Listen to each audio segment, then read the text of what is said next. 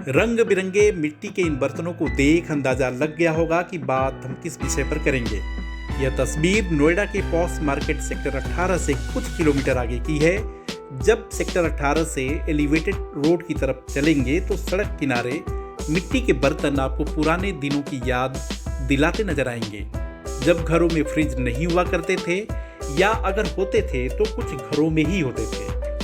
अब यह दूसरी तस्वीर जिसमें एक महिला अपनी गोद में एक छोटे से बच्चे को लेकर खड़ी है, वो ग्रेटर नोएडा के तुगलपुर की है। ये दोनों तस्वीर बेशक अलग अलग जगहों की हैं, लेकिन मिट्टी के बर्तन इन दोनों को साझा करते हैं। गर्मी में गला अक्सर सूख जाया करता है।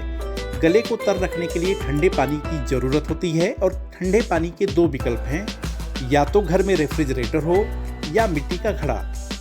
रेफ्रिजरेटर को जहां स्टेटस सिंबल माना जाता है, वहीं घड़े को गरीबों का फ्रिज। लेकिन गरीबों के फ्रिज के पीछे अमीर लोग भी दीवाने हैं।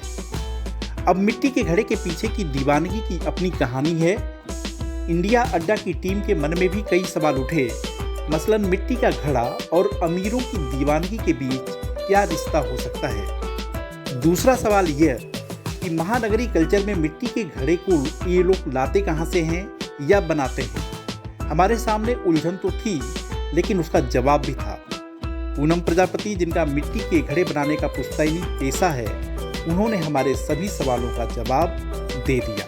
कस्टमर आते हैं, देखो यहाँ पे कस्टमर तो देखो जैसे भी हैं बढ़िया आते हैं। कोई ये गर्मी का सीजन होता है मटके पे, कोई ना ऐसा है कि भाई हम गलत बोल रहे हैं, वो गलत रेट हमसे लगवा रहे हैं। घड़े में ऐसा नहीं होता, सभी को पता है कि घड़ा बड़ी मेहनत से बनता है। अब कुम्हारों की ये धरोहर होती है, इसी से हमारे बच्चे पलते हैं, इसी से तो यहाँ पे घड़े में कोई कम भी नहीं कराता यहाँ पे है। क्या जैसे केवल गरीब तबका आता है या अमीर तबका, मिडिल क्लास सब आते हैं? सर यहाँ पे घड़े खरीदने के लिए यहाँ गरीब या अमीर का कोई वो नहीं है। यहाँ पे हर बंदा घड़ा खरीदने के लिए आता है, पूजा पाठ का सामान खरीदने के लिए आता है। यहाँ पे ऐसा नहीं है कि कोई रईस आएगा। नहीं, जैसे रईसों का नहीं सर, यहाँ पे ना हर बंदा घड़ा खरीदने के घड़े लिए का फायदा है उसको। हाँ, घड़े का फायदा फिर हम भी समझाते थे। बीच में भी थोड़ा सा ऐसा मिट्टी के बर्तन कम लोग खरीद रहे थे, तो इस बार लोगों को समझ आई है कि जैसे देख रहे हो आप, हमने बहुत अच्छी अच्छी चीज़ें वो कर रहे हैं हम लोग भी कि भाई मिट्टी के जो बर्तन है पूरे उसमें लेके आवे। हांडी है, हमारे जग हैं, बोतलें हैं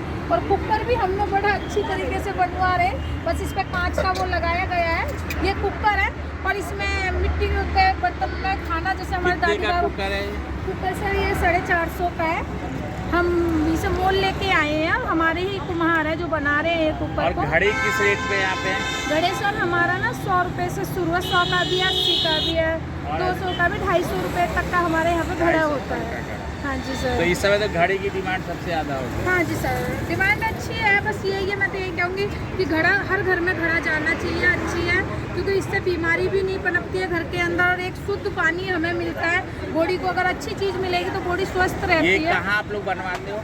सर ये हमारा, मेरी एक छोटी सिस्टर है, वो उत्तम नगर कुम्हार कॉलोनी में काम करती है, वो बनाती। पहले हमारा काम होता था ग्रेटर नोएडा दादरी के पास, पल्ला गांव है हमारा, तो मेरे पापा मेरे दादा बनाते थे। अभी हमारे पास कोई जगह नहीं है मिट्टी के लिए, कोई हमारे बर्तन के लिए बनाने के लिए कोई जगह नहीं, तो इसीलिए सर हम मोल की ला के यहाँ पे बना।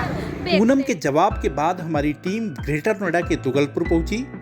कमोबेश दिमाग में सवाल वही थे। रंग बिरंगे बर्तनों के बीच गोद में बच्चा लिए एक महिला मिली।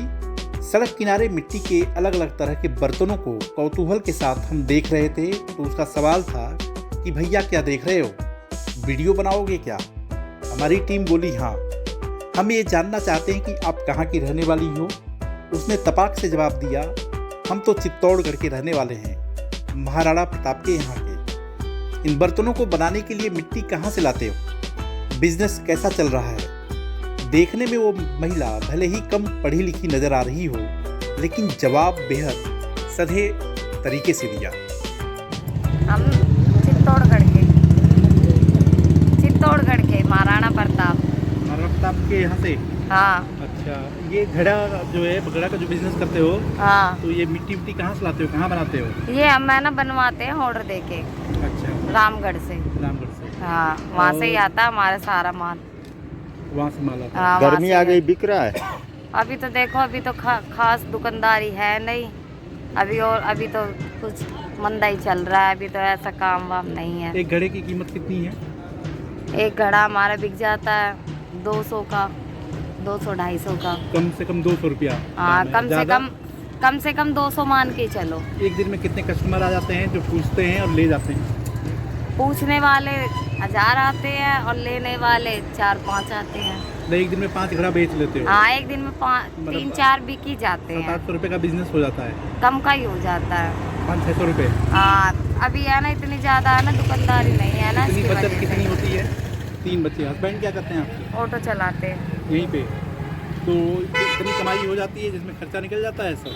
हाँ, हो जाता है हमारा। मतलब काम भर का आपको मिल जाता है, खाने पीने भर का? हाँ, हो जाता है। बच्चे पढ़ते हैं? सब जाते हैं स्कूल। रहते कहाँ पे हो यहाँ पे? पीछे झुग्गी में। क्या किराया देते हो? किराया कुछ नहीं, हमारे से कोई किराया नहीं लेता है। कोई किराया? हमारे से दुकान का किराया भी नहीं लेते हैं। क्यों?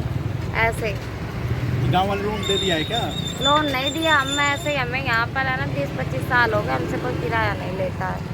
गर्मी के बाद कौन सा फिर काम करते हैं आप लोग? हमारी लोहे की शॉप है, ये वाली बंद पड़ी है अभी।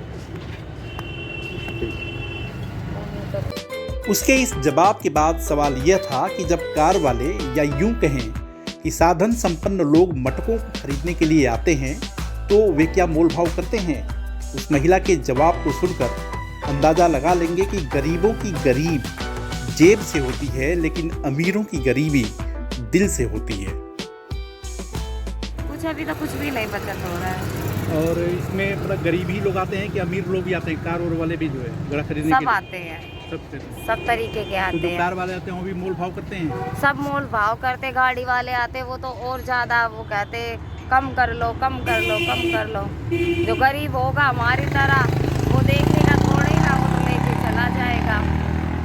अब तक हमने जो कुछ बताया वो उन लोगों की बात है जो इस पेशे से जुड़े हुए हैं, लेकिन आम लोग मिट्टी के बर्तनों को लेकर क्या सोचते हैं उसे भी जानने और समझने की जरूरत है। सुना है, जैसा कि मैंने सुना है कि गांव में, विलेज में काफ़ी लोग मिट्टी के बर्तनों में ही खाते हैं और काफ़ी एज तक जीते भी हैं। और ये सुना है कि काफ़ी हेल्दी, मतलब इसमें खाना बनता है, बड़ा अच्छा होता है। तो मैं भी ले आई मार्केट से और मैंने इसमें रोटी बनाया और अभी गर्म है और बहुत अच्छा बना, इसमें रिज़ल्ट बहुत अच्छा है और हेल्थ के लिए बहुत बेनिफिट होता है, तो मैंने सुना ही है।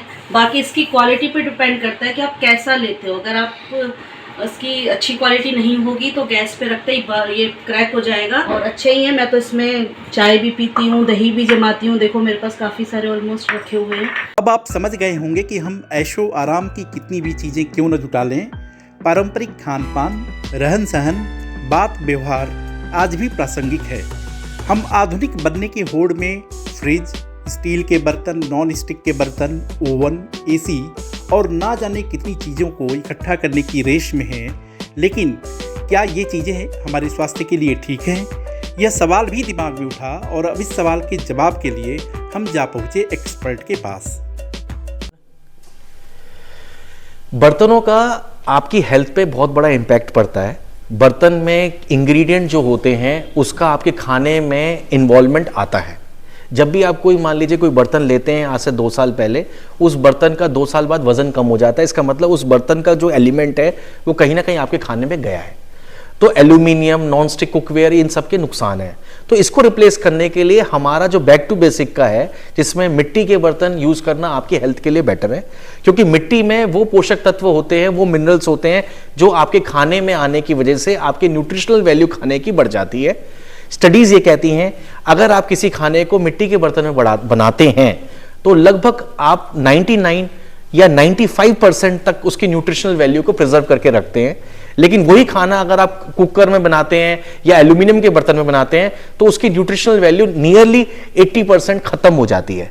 तो आप भी डिसाइड करें कि किस बर्तन में आप अपना खाना बेहतर बना सकते हैं ताकि आप अपनी हेल्थ को, अपनी न्यूट्रिशनल वैल्यू को बेटर कर सकें। हमारे एक्सपर्ट ने जो गंभीर बात कही उसमें सुझाव और सीख दोनों है।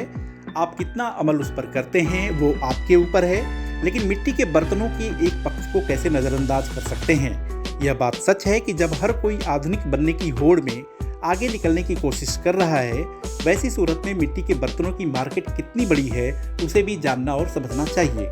एक रिसर्च के मुताबिक पारंपरिक तौर से मिट्टी के बर्तन बनाने वालों की कमाई प्रतिदिन 100 रुपये और बिजली का इस्तेमाल कर जो लोग बर्तन बनाते हैं उनकी कमाई 500 रुपये प्रतिदिन होती है।